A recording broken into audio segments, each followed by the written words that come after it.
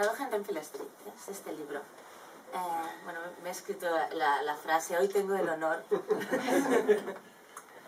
de presentar esta novela, escrita por Luis Rueda, que está aquí a mi lado, que es el autor de Columpio Negro, no sé si la conocéis, que es una novela de ciencia ficción muy interesante, pues ahora va con su segunda novela de ficción, que se llama Paradoja en Renfield Street.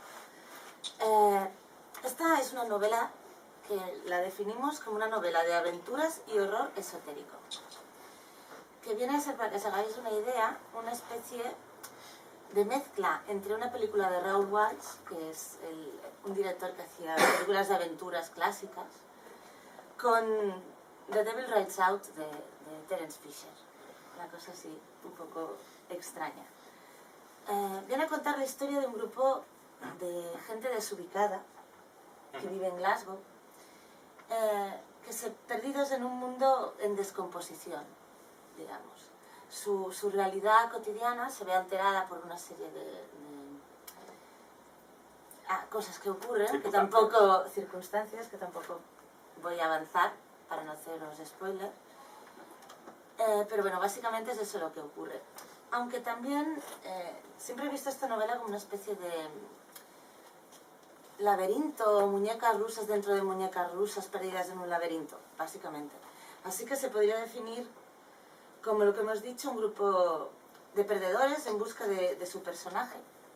Al principio son personas normales, pero a medida que avanza la novela y se va convirtiendo en una obra literaria, tu vida normal no es una obra literaria, no te ocurren cosas extraordinarias. Pero aquí empiezan así, tienen una vida normal, y de pronto esa vida normal se convierte en algo, bueno, literario, extraño, en una novela. Así que ellos se tienen que crear un personaje y evolucionan.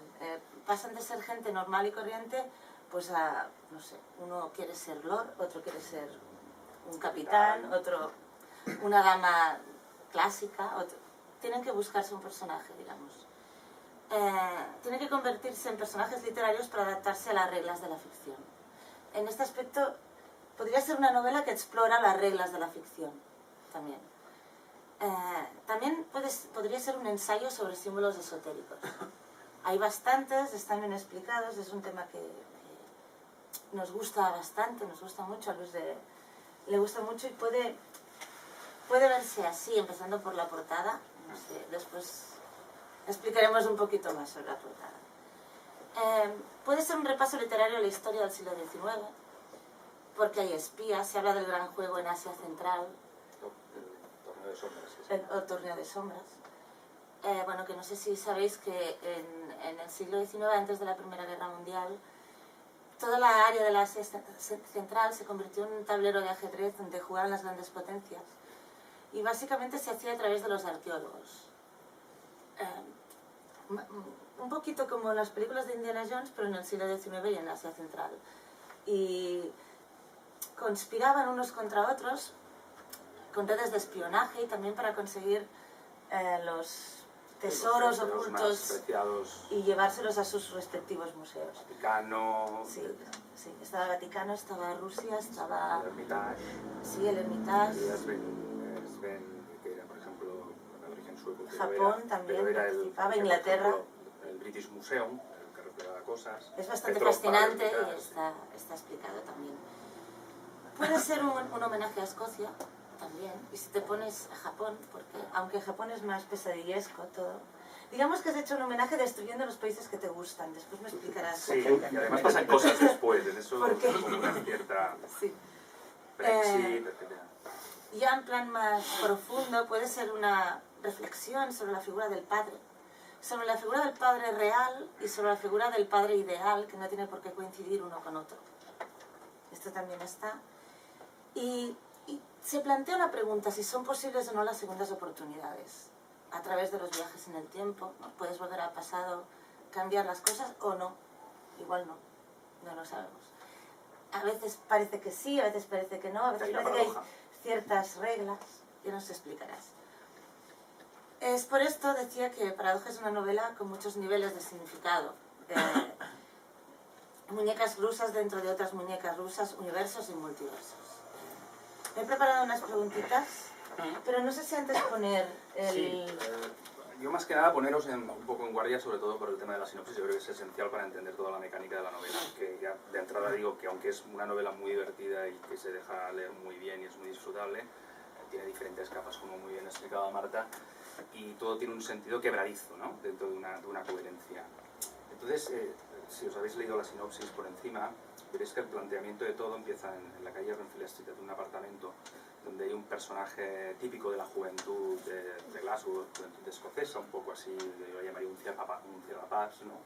Este personaje se llama Andy Telfer, personaje con botas militares, con falda escocesa, con kilt, etc., ¿no? El típico tío que te puedes encontrar por el centro de Glasgow, ¿no? Personaje de 20 y pocos años.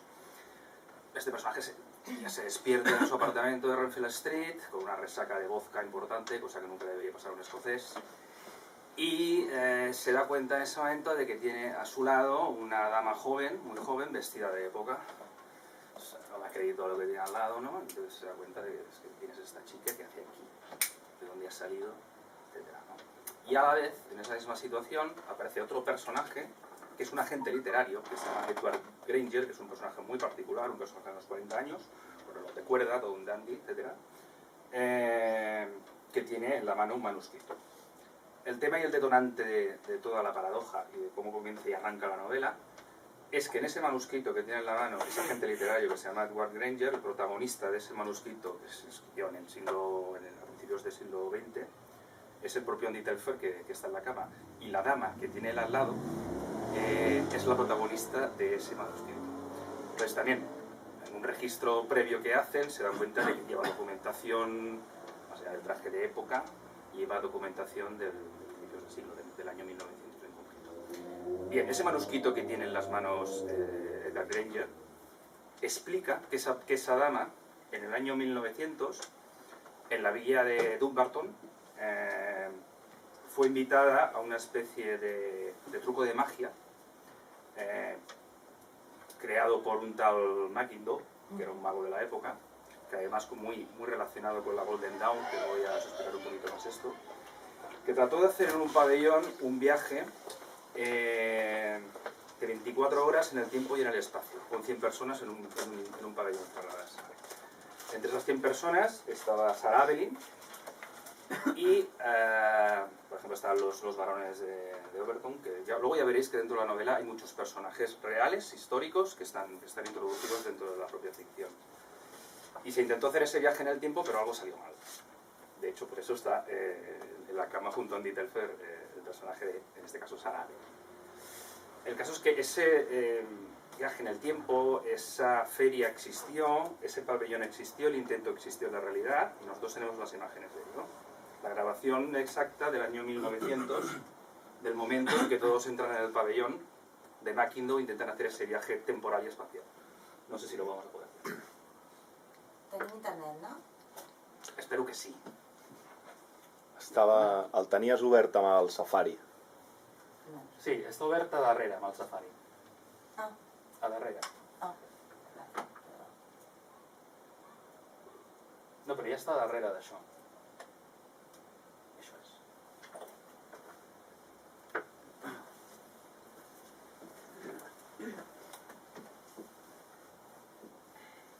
Esta és la barraca. No ho hem fet nosaltres. No, esto es real. És de l'època. Esto es sacado de los archivos de Glasgow. Aquí vemos a los varones de Overton. Sarah Evelyn. Bueno. Podría ser. Déjame que lo revista. Y en este caso se ve cómo entran diferentes caballeros de la época, gente notable de la viña. Un tractor. Un tractor, porque hay mucha tela que cortar, porque claro, este dispositivo requiere de mucha potencia, muchas máquinas. Esto es real, ¿eh? De hecho, nosotros fuimos hasta la villa de Dumbarton y luego también os explicaré más cositas al respecto.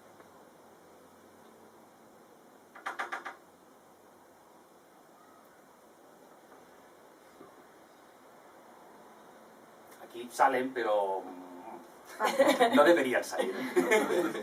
Pero habéis de entender que es el detonante de una historia, ¿no? Y a veces es muy curioso. A veces hablamos de las mecánicas de cómo tú perfilas y intentas hacer una novela a partir de una idea. En el caso de Paradoja en Renfield Street, parte de esta idea, de estas imágenes que encontré por internet, porque me gusta chafardear muchos documentos antiguos, etcétera y tal, ¿no? Y siempre, desde luego, todo lo relacionado con Escocia y los sitios que he podido visitar. Bueno, ¿te hago unas preguntas? Sí, adelante. Vale. A pesar de estas imágenes que hemos visto, las encontraste después. Sí. Paradoja nació en realidad de una historia a priori un poco absurda sobre perritos suicidas. Correcto. Explícame esto. Si luego cuando pasemos una serie de diapositivas que hay, veréis que más allá de esto que es Dumbarton, parte de la novela ocurre en la mansión Overton de Dumbarton, de donde son esta baronía, ¿no? Esto es una mansión muy curiosa que además nosotros fuimos a visitar en uno de los últimos viajes a Escocia. Esta es la mansión. Esta mansión tiene mucha historia porque en un principio, durante mucho tiempo fue un psiquiátrico, durante prácticamente gran parte, 50 años creo, y ahora por ejemplo está en manos de una especie de congregación religiosa, ¿no? Pero siempre fue una casa con muchos misterios, etc. Una de las cosas importantes de esta casa es el puente de acceso. Este puente. Este puente de acceso, el puente Overton, tiene una leyenda negra, que es que perro que pasa por allí, perro que se tira y se suicida. Y esto es real. No se sabe la motivación, pero igual supongo que revestido de esoterismo y de cosas raras, como decimos el puente maldito, para los perros, etc.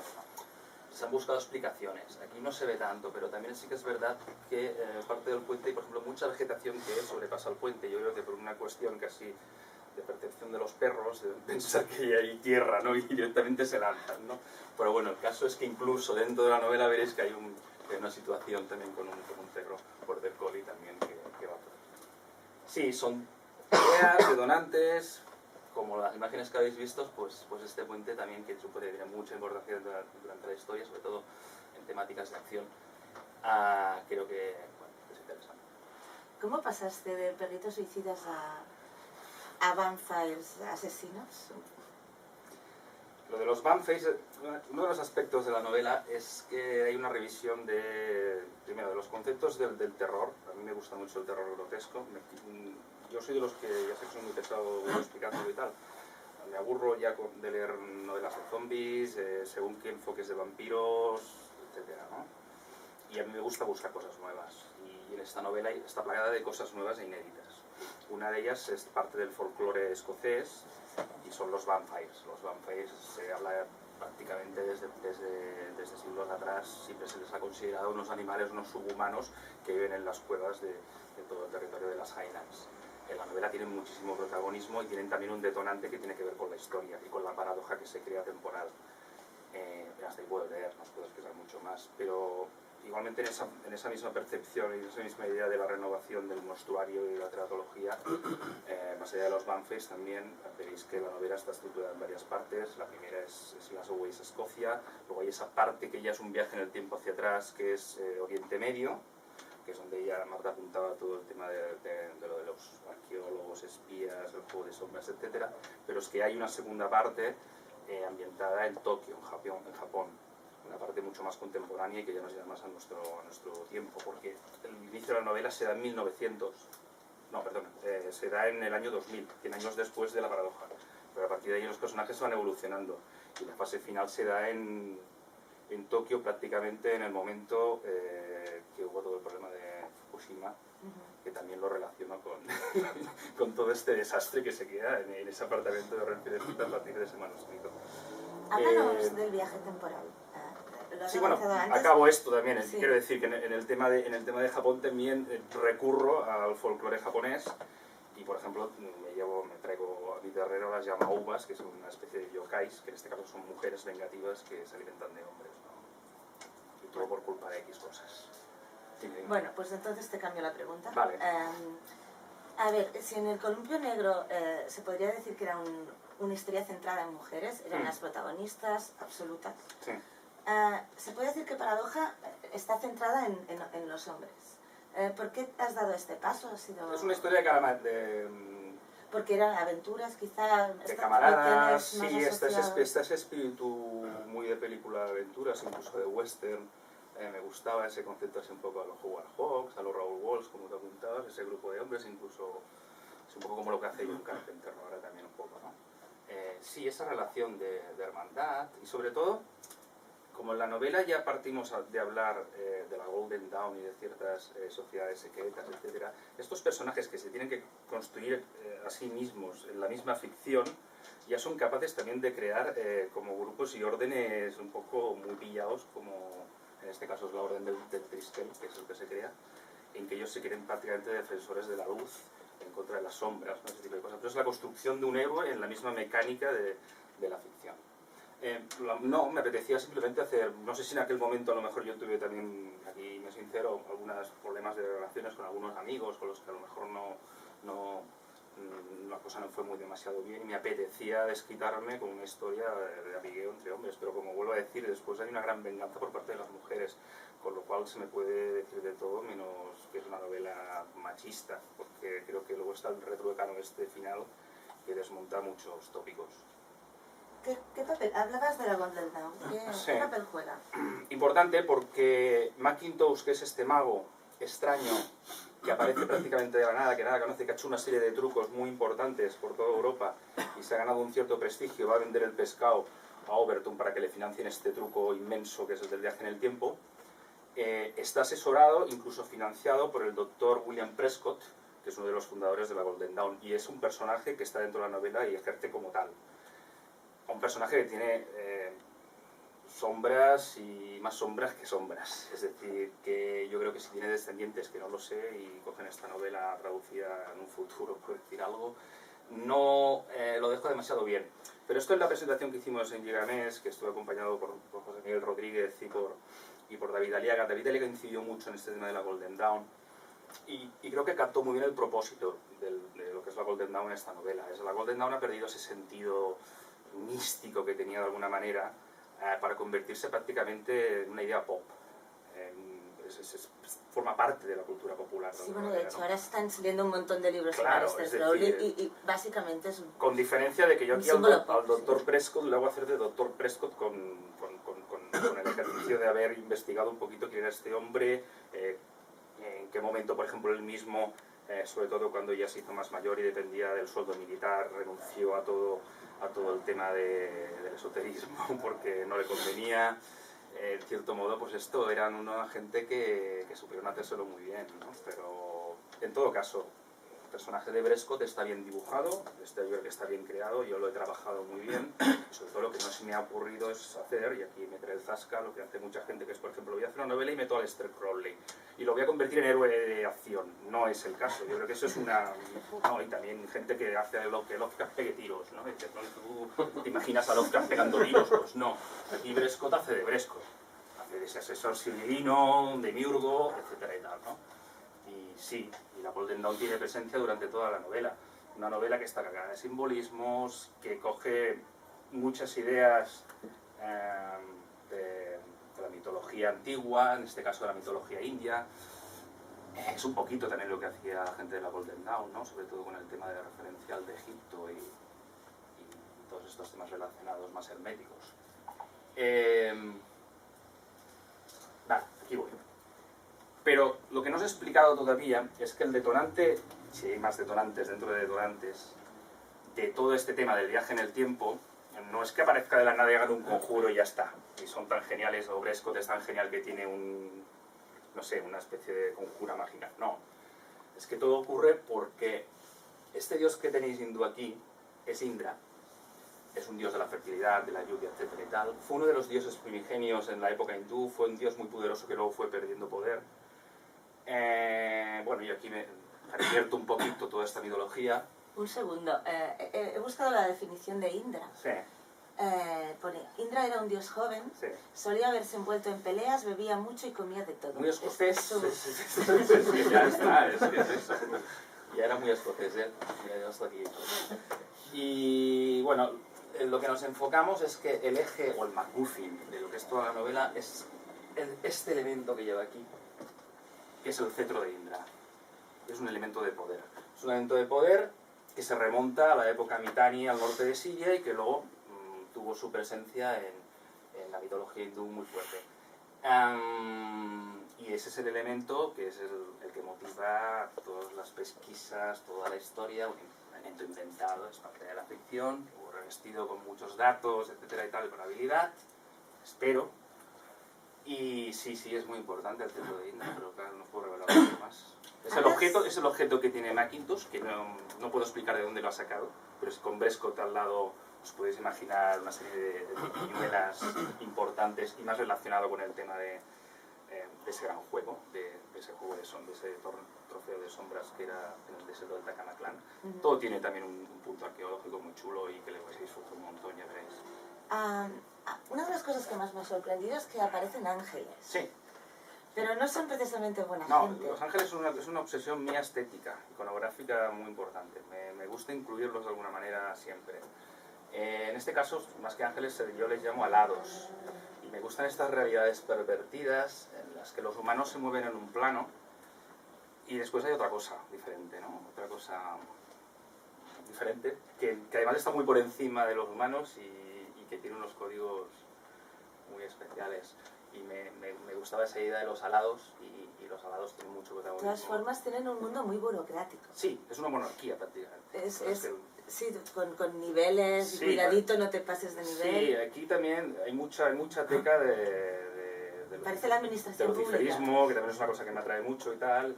Y aquí lo que me he convertido es el luciferismo, que ha sido una estructura social y de poder, con sus capas, sus demonios, sus grados, y están en otro de los niveles de la novela. Una novela que, por cierto, puede tener hasta 4 o 5 niveles, ya sé que es una burrada.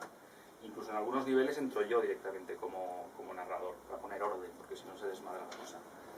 Y sí, en ese sentido es curiosa y es muy arriesgada. Y la parte de los ángeles y de los alados es muy surrealista y es muy osada, lo sé, y hay gente que dice, es un poco anticlimática, ¿no? Digo, sí, pero es que mola. Y ya está. A ver, decíamos que Paradoja tiene muchos niveles de significado, has comentado que en algunos incluso entras tú para poner orden. En todos estos niveles, aparte de tú como autor, yo veo otro autor, pero que está dentro de la novela. Sí. Que de alguna forma, no sé si es coautor, de alguna manera, aunque sea un personaje de ficción, pero que también maneja un poquito los hilos de... porque es agente literario, ¿sabes? Edgar Granger. Sí, es Edgar Granger, que básicamente es un farsante, ¿no? Un buhonero. Sí, pero también es el que más recuerda a un escritor de todos los... el que parece que sea el único que sabe realmente lo que está ocurriendo. Es el antihéroe por naturaleza, es un farsante, es un tirador, es muchas cosas, es agente literario. Y después es el personaje transversal que prácticamente conduce todo. Y es el personaje que en los niveles y en las diferentes capas de alteraciones temporales que veréis, él tiene un protagonismo muy importante, es un personaje cambiante, que veréis que tiene como muy diferentes registros ajustados a cada momento, ¿no? Y es un personaje que para mí es una delicia. También en la anterior presentación me decían, bueno, es que, por ejemplo, José Miguel me decía, es que tú me recuerdas a Andy Telfer, ¿no? Joven Andy Telfer cuando eras más joven. Digo, no, pues que yo me veo ya más como Edgar Granger, ese personaje hard que está todo el día pegándole al whisky y estas cosas, ¿no? Sí, y como muy desencantado y cada vez más desencantado, pero que a la vez está cargado de ironía, ¿no? Su mirada es muy irónica y es muy divertida, ¿no? Es un personaje gruñón, pero a la vez entrañable y no sé. Otra... Como me veo a lo mejor, bueno, ya me veo así. Pero cuando empezaste a esescribir la novela, porque ha sido un proceso largo, sí. Quizá eres más Andy Telfer. Sí, me lo tomé con calma. Tiene una evolución. Se ha de decir que la novela, en principio, yo la estructuré con la idea de hacer una trilogía. Una trilogía que se iba a llamar La Orden del Triskel, que lo de La Orden del Triskel está dentro. Y al final opté por hacer una trilogía. Ahora es lo peor, nadie de la copa es horroroso. Entonces lo que hice es concentrarle, creo que ganó mucho, porque sobre todo la parte de Japón, todo el tramo final, que ya veréis que es track, es pim pam pum, es no parar, de acción y de mil cosas más, creo que quedó muy concentradito y le dio un ritmo de acabado final fantástico. Yo creo que si se hubiera hecho una trilogía más densa de páginas hubiera perdido esencia. Creo que ha quedado muy concentradito y muy bien, aunque veáis que es un tocho, porque lo es. A ver, Japón. Sí. Japón es muy curioso, porque por un lado recoges los yokai, sí, la mitología japonesa, los pequeños demonios, espíritus vinculados a, muchas veces animistas vinculados sí, al bosque, sí, etc. Y lo mezclas con el Japón pop más rosa, sí, que hay. Sí, me gusta. ¿Cómo? Es que Japón... Es decir, no sé, todos vemos a veces lo que hacen la juventud en Japón, que hacen las cosas más extravagantes, están enamoradísimos de la moda, de los potingues, de las mascarillas coreanas. Y lo has mezclado con algo terrorífico de la mitología Sí, japonesa. porque yo creo que está implícito, o sea, todo refuma... Japón es fascinante porque, sobre todo la ciudad de Tokio, porque tiene ese componente trash, a la vez colorista, a la vez kitsch, y a mí esto me iba como al pelo, porque además metiendo unos personajes escoceses aburridos de la vida, esperando a que ocurra una cosa que no os puedo explicar, encerrados durante meses en el Hotel Hyatt de Japón, dándole al whisky todo el día, a esperar a que pasen acontecimientos, yo creo que le da un punto muy diferente, y cuando la cosa se desata muy a lo bestia. Y ahí es donde yo os Una decía... pista de cómo se desata. Sí. Sí, se desata un poco así, y después veréis que también hay una cosa muy importante, un tramo final que yo creo que es muy chulo porque es muy tenebroso y es muy siniestro y a la vez es muy guapo, que es que parte central de la resolución de la novela ocurre en este parque de atracciones abandonado, que es el Tacoma Green, sí, Tacoma Green, y es un parque fascinante en muchos sentidos, porque además este parque tiene toda una historia de leyenda oscura, de suicidios. Se dice que el personaje que lo construyó hizo un pacto con un Oni, con un demonio japonés, y después se le suicidó la hija, él acabó suicidándose también. Pero en el mismo parque que, por ejemplo, en aquel momento tenía la montaña rusa más grande de su momento, que era el Dragón Blanco, que ya es un nombre muy sugerente, era tan inmensa que es que incluso los días de niebla, prácticamente la montaña rusa quedaba medio escondida, ¿no? También hubieron suicidios en esa montaña rusa. No sé, es un lugar que pedía gritos que se introdujera en una novela. Y sí, además es que esto está justo en la zona en el área de contaminación, si se pueden meter más cosas, del escape nuclear de Fukushima. Estará más o menos... Aquí no hay Dios que entre. Es decir, sí. Sí, está por este área.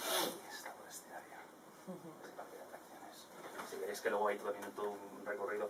Porque a mí hay otra cosa que me gusta mucho meter en las novelas. Ya en el Columpio Negro había una presencia de trenes, ferrocarril me encanta, no sé, lo digo en el ADN, supongo que por un tema familiar. Y en todas mis novelas, bueno, los que llevo, me gusta, en algunos relatos me gusta introducir siempre el ferrocarril. Aquí veréis que en dos fases tienen una importancia brutal el ferrocarril. En Japón es una de las partes, en la parte de Escocia al principio de la novela es otra. De acuerdo. Antes he apuntado, ¿por qué esta manía de destruir las ciudades que nos gustan? Pues no lo sé. Porque Glasgow ha quedado muy mal parada, pero en Glasgow además pero Glasgow me lo hago venir muy bien también para hacer un homenaje al Glasgow resistente de la Lufthansa cuando se atacó, cuando atacaron los nazis la ciudad y hicieron bastante daño. Entonces hay muchos viejos del lugar que mientras están ocurriendo eso están en el pub explicándote, pues es que esto es igual que cuando atacó Hitler, ese tipo de juegos, ¿no? Creo que son muy chulos y es un homenaje a una ciudad muy fuerte y muy resistente históricamente. Y bueno, sí, es que es una declaración de amor desde el principio del libro a la ciudad de Glasgow. La primera vez que fuimos a Glasgow descubrimos una pequeña tienda dedicada a un mago. Sí, el otro día me lo comentabas, yo no me acordaba. Pues luego hay cosas que se te quedan grabadas en el subconsciente. Debe ser que sí, porque tienen mucha importancia los magos. Sí, después. absolutamente. Y de Porque hecho era un mago hay que después... el mago negativo, que Sí. es este tal Mackintosh que aparece al principio de la novela y es el que la lía parda, pero De hecho después está aquí, hay otro tipo de mago que aparece después. John Ramsay. Sí, John Ramsay fue un mago real. Sí, Y sí. de Te hecho, digo que su esta tienda hija estaba es una dedicada. de las protagonistas de la novela, de ese grupo humano. Es la hija de John Ramsay, que fue un mago, pues, el mejor mago de la historia de Escocia, y que es un mago que además tiene unos jardines en la ciudad de nacimiento. No sé, me gusta meter esas cosas, me encanta. Te quiero preguntar algo un poquito más personal. La figura del padre. En esta novela aparece mucho. Sí. Un padre que puede ser terrorífico o puede ser un padre soñado, ¿no? Incluso fantasmagórico. Sí. Incluso shakespeariano. Sí, sí. De hecho sí. Sí, a ver, hay la idea del padre evocado, que no siempre tiene por qué ser buena, porque puede tener... A ver, en el caso de Andy Telfer se plantea que su padre murió, es decir, su padre fue un excelso poeta escocés, que de ahí la relación con el agente literario, porque fue el agente literario de su padre. bueno, que era un mal nacido, o sea, era un bebedor, un cabronazo, y abandonó a su hijo prácticamente en la adolescencia. Y entonces, de alguna manera, lo que hago es manipular toda la historia para que, de alguna manera, ese padre adoptado sea el mentor, en este caso el agente literario de Granger. Y se crea una relación entre una idea evocada del padre amigo, rival a la vez también, pero sobre todo amigo, que me gusta y me apetecía poner. Pero no lo sé, no sé si tiene alguna lectura personal. A pesar de que la novela es trepidante, porque pasan muchísimas cosas, tiene algo de nostálgico, de desencantado. Sí, es muy decadente. Pero precisamente porque está llena de humor, y está llena de humor escocés, que es muy particular también, es muy desencantado. Es una novela gris, y por eso me gustó mucho el concepto de la portada. Es una novela que me gusta decir es como el cielo de Glasgow, ¿no? Y está llena de ironía, está llena de chistes, de situaciones hilarantes, de surrealismo hecho a conciencia, pero a la vez ves una cierta descomposición.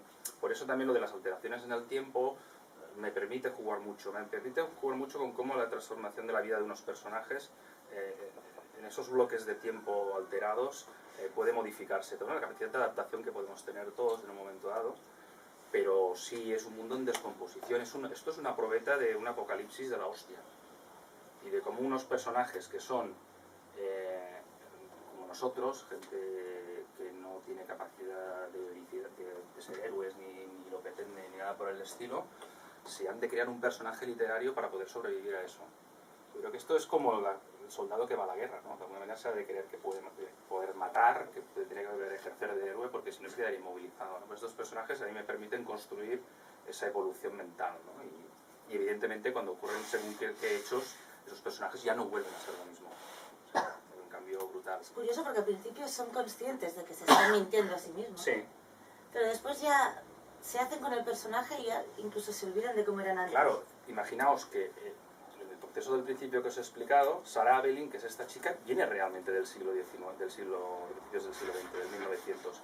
Entonces los personajes del Glasgow del año 2000 no se pueden comportar delante de ella con las normas de ahora.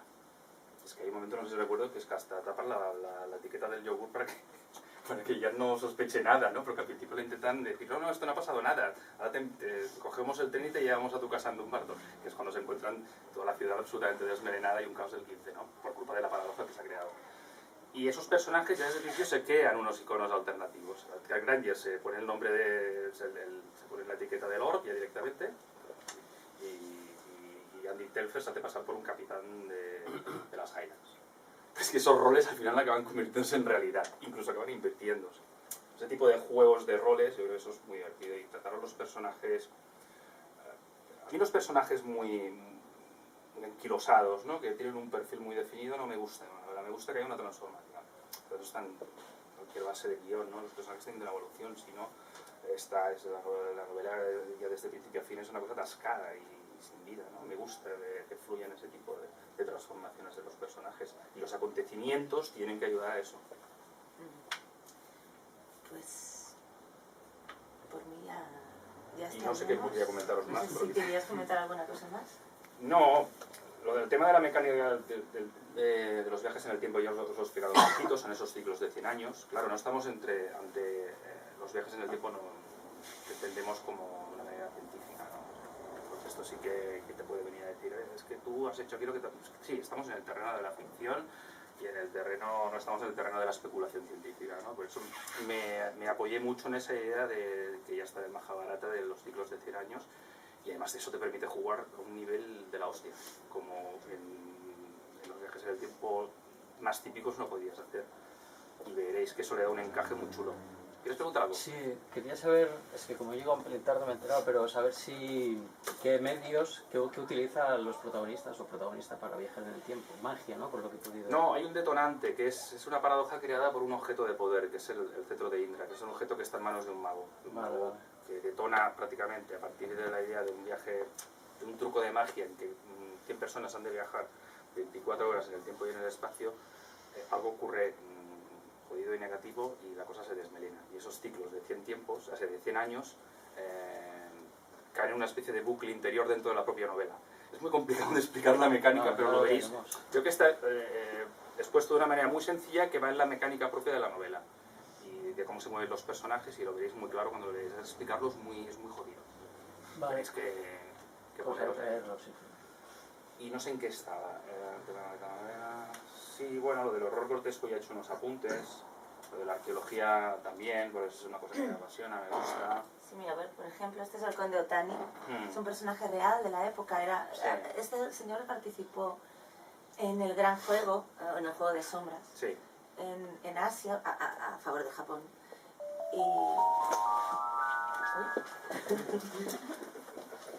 Y bueno, es un personaje muy siniestro. Además era miembro de una secta budista Sí. en Kioto. Un Aquí personaje bastante sé interesante. decir que también la novela, más allá de todas las mecánicas, es una novela de aventuras donde hay tiros, hay hostias, hay monstruos, hay katanas, hay de todo. En ese sentido os lo pasaréis muy bien. ¿Sabes lo que decía? Sí que, por ejemplo, Columpio era una novela más de tesis, y también, yo siempre la explico que es como una perversión de la película Vértigo de Hitchcock cruzada con Blade Runner. Aquí me apetecía homenajear al cine de aventuras, pero a la vez dándole una mecánica chula y guapa, ¿no? Y personajes como el Conde Otani, que es que con el porte lo dicen todo, eso, eran un dulce absoluto para meterlos.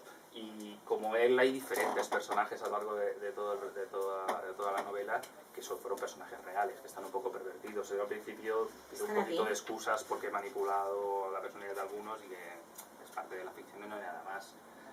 Pero hay muchos, y de hecho al final de la novela están citados todos los personajes reales. Henry Coanda. Henry Coanda, el inventor del termojet, sí, de importancia. Andrew Dalglish, Sí, viajero, agente y comerciante escocés. sí señora.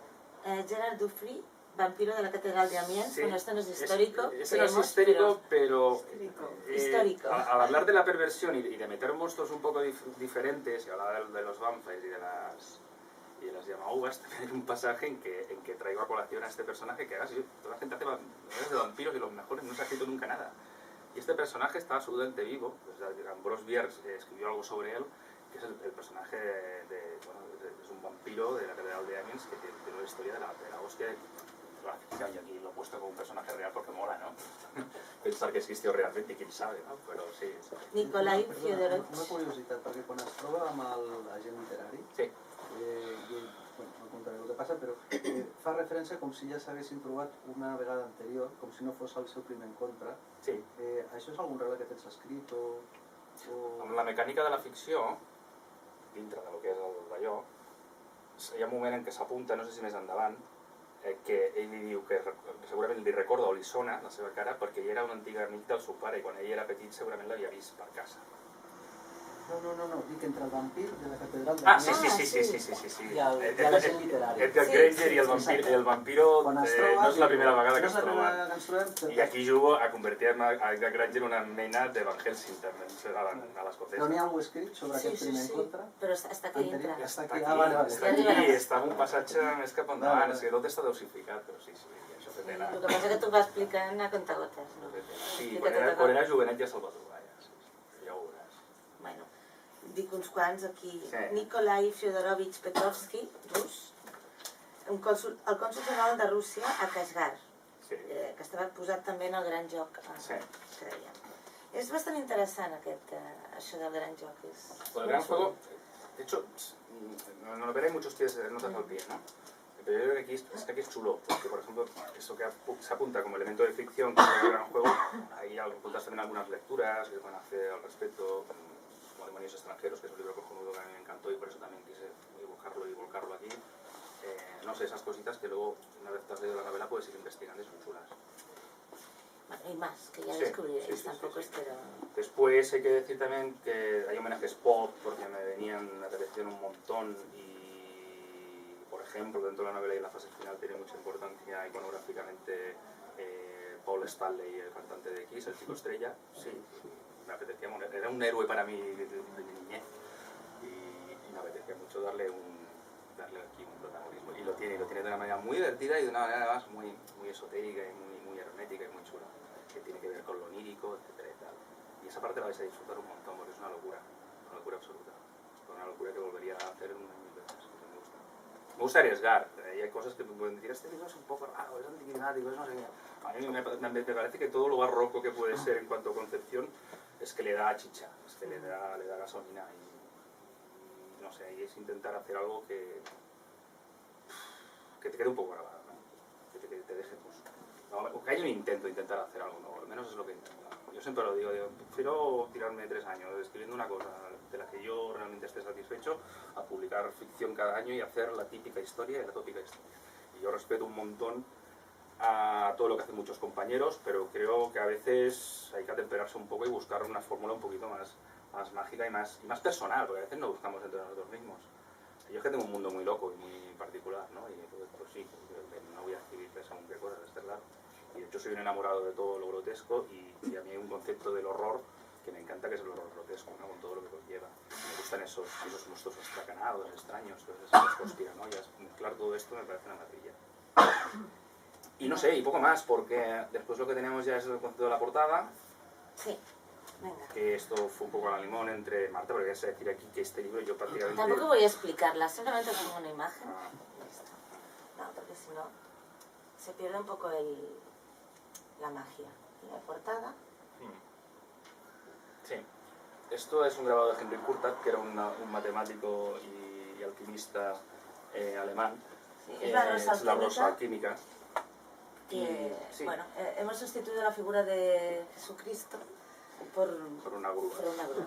Bueno, pero no es cualquier grúa, es la grúa Finestone de Glasgow, que es todo un símbolo de la ciudad. Y bueno, además es como meter un elemento ahí masónico que mola un montón, ¿no? Y luego también sí que es verdad que está la estrella detrás de las 8 puntas, que es la estrella salomónica. No, aquí en la portada. Que también tiene que ver con los tartesos, etc. ¿no? También está llena de una simbología muy rica. Sí, porque sabe decir que la novela también está llena de puñetas de estas, de cosas que tienen que ver con numerología. Me he puesto un número al azar, todo jugar con estas cositas herméticas que me gustan un montón. Digamos Quien quiere buscar ahí va a encontrar muchas cosas. Que podéis leerla tal cual o buscar cositas. Sí, y Es yo no otro os daría más la pana con el tema. Es que el tema es leérsela y ya está. Y simplemente, nada, agradeceros por mi parte la asistencia y que me hayáis escuchado un poquito y recomendaros que os lo leáis, que me lo, pues esto, hagamos la cervecita o lo que sea y me expliquéis cosas, que eso es la fase más chula para alguien que escribe. ¿Y tienes un regalo? Sí, además, como hoy coincidía, es el domingo mi cumpleaños, ¿no? Pero hoy es la muerte, la efeméride es la muerte de Dickens, pero no tiene nada que ver. Pero me apetecía adelantarlo un poquito ya que íbamos a estar aquí en reunión entre nosotros y como sí que es cierto que en la novela los personajes están bebiendo whisky constantemente, porque para algo son escoceses y estas cosas, pues me apetecía invitaros a un poquito de whisky. Hay presentaciones y presentaciones. Y quizás no es el whisky más caro, no es el malta más caro del mundo.